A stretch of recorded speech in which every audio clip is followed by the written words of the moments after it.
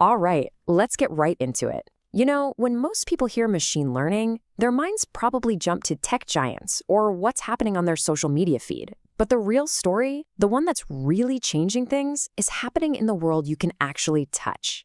Machine learning isn't just some abstract buzzword anymore. It's literally rebuilding the world around us, from the power that keeps our homes lit to the very cars we drive. And look, this isn't some far-off, futuristic idea. This quote really nails it. Machine learning has already made the leap from a theoretical curiosity to a core tool. It's not just a cool experiment anymore. It's become a go-to methodology for engineers solving today's biggest problems.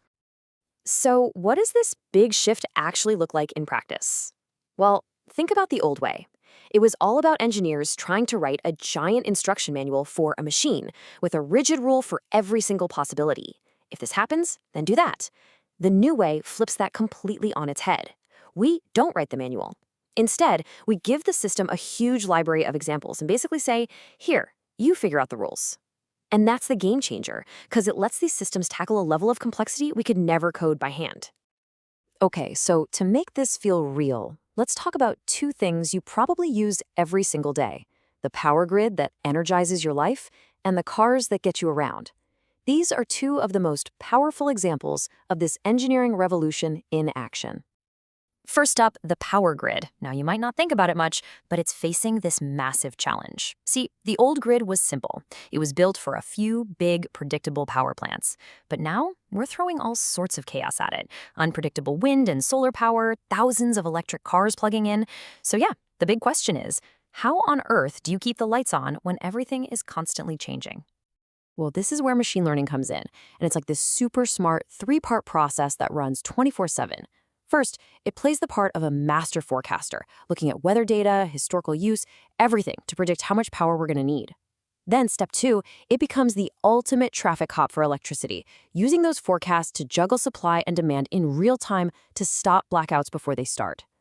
And here's the kicker, the third part: it never clocks out. It's always learning from new data, getting smarter and more accurate every single day. So what's the upshot of all this? Well, you end up with a grid that is just plain better in every way. It's more efficient, so we waste less power. It's more reliable, which means fewer blackouts.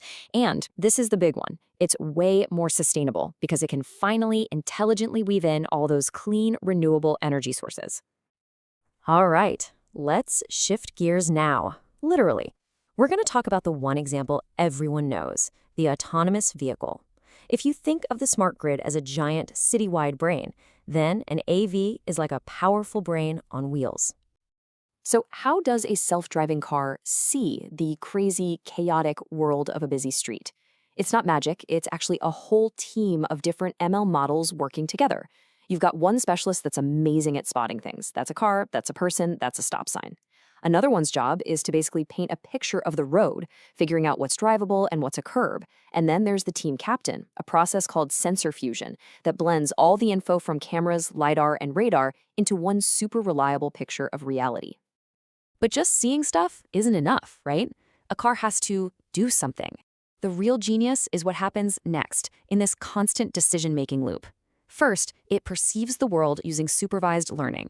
Then it has to understand what's going on, especially weird stuff it hasn't seen before. That's where unsupervised learning can help. And finally, it has to act.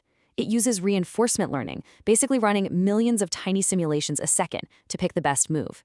It's this non-stop cycle, perceive, understand, act, that actually lets the car drive. Okay, so smart grids and self-driving cars get all the headlines. They're amazing, for sure. But a huge part of this revolution is happening behind the curtain, in places we don't normally see, like inside factories, airplane design labs, and biomedical research centers. This is where the quiet industrial transformation is really taking off. And when you look at the breakdown, what's really striking is how evenly this is all spreading out. It's not like it's all just in one sector. Nope, we're talking big chunks in industrial automation, aerospace, and even biotech. What that tells you is this isn't a niche thing for one industry. It's becoming the bedrock for pretty much all of modern engineering. So what does that actually mean? Well, in a factory, it's like having a psychic for your machinery. It can analyze vibrations and temperatures to predict that a machine is going to break down before it actually happens. In aerospace, It's helping engineers run thousands of simulations to design airplanes that are safer and use way less fuel. And in medicine, it's a total game changer, sifting through millions of molecules to help discover new drugs faster than ever before. Okay, we've jumped from power grids to cars, from factory floors to medical labs. On the surface, they seem totally different, right? But underneath it all, there's a common DNA. There are 3 fundamental superpowers that ML is giving to engineers. Let's break them down. So really, what's the connection here between a power grid and a car? Between an airplane engine and a new drug? It all comes down to the same pattern, the same 3 core capabilities that ML brings to the table. All right, power number 1. It's the most basic, but maybe the most important. Prediction. Simply put, it's the ability to look at all the data you have and make a really, really good guess about the future.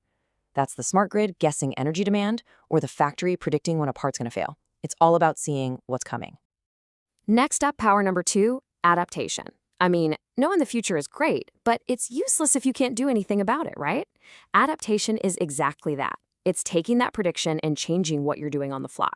It's the self-driving car slowing down before it hits the traffic jam, or the smart grid rerouting power to prevent an outage. And the third and final superpower, and this is the one that really blows things wide open, is continuous learning. See, these systems are never done. They're not static. The longer they run, the more data they see, and the smarter they get. It's a system that actually improves itself over time, which is just incredible. So you take those 3 things, prediction, adaptation, and continuous learning, and you put them together, and what you get isn't just a new tool. It's a whole new way of doing engineering. It's a seismic shift away from building static things to creating dynamic systems that learn and grow. But, and this is a really important but, it's not that simple. This incredible new power comes with a whole new set of, let's call them, trade-offs. These are tough choices that engineers never really had to make before. And here's the thing. There are no easy answers. Engineers are constantly balancing these competing demands. Take transparency. Do you want the absolute most accurate result, even if it comes from a black box model you can't explain? Or do you need to understand why it's making a decision? What about resources? Do you build a monster model that needs a supercomputer, or something lean and efficient that can run anywhere? And maybe the biggest one, control. How much do you let the machine do on its own versus keeping a human in the loop? These are huge philosophical questions, not just technical ones. So what this really tells us is that the definition of an engineer is fundamentally changing. It's not enough to just be an expert in physics or mechanics anymore. The engineer of tomorrow, and really the engineer of today, has to be fluent in data, fluent in algorithms, and most of all, they have to think about the massive ripple effects their work has out in the real world. And that really brings us to the final and maybe the most important question of all. As we build these incredible systems that literally learn on their own, what's our responsibility? What's our job as the people creating them to make sure that they're not just powerful, but also safe, fair, and ultimately good for all of us?